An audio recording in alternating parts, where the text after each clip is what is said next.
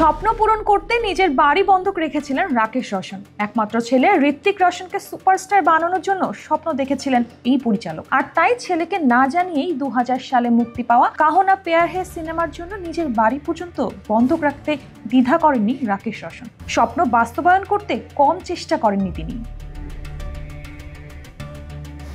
Indian express থেকে জানা যায়, সম্প্রতি এক সাক্ষাৎকারে রাকেশ রোশন জানান তিনি সবসময় বিগ বাজেটের রোমান্টিক সিনেমা বানাতে চেয়েছিলেন। তিনি বলেন, আমি ক্র্যাবি দ্বীপের মতো একটি লোকেশন চেয়েছিলাম যেখানে বিশাল পাথরের মাঝ দিয়ে নীল জল বয়ে যায়। আমি নিউজিল্যান্ডের স্কাই চার্চ বা কুইন্স টাওয়ারের মতো জায়গায় নাতুম জানু না হাম গানের শুটিং করতে চেয়েছিলাম। এগুলো আমার স্বপ্ন ছিল, তাই আমি সিদ্ধান্ত নিলাম আমি এই সুযোগ নেব। তিনি জানান তার স্ত্রী পিঙ্কি রোশন এই ব্যাপারে জানতেন, তবে ঋত্বিক কিছুই জানতেন না। এ নিয়ে রাকেশ রোশন বলেন, আমি শুধু আমার স্ত্রীকে বলেছিলাম যদি প্রয়োজন হয় তাহলে আমি বাড়ি বন্ধক রেখে টাকা তুলব। যদি সিনেমা ফ্লপ করতো তাহলে হয়তো আমাদের অন্য কোথাও গিয়ে থাকতে হতো, কিন্তু আমি ঝুঁকিটা নিয়েছিলাম।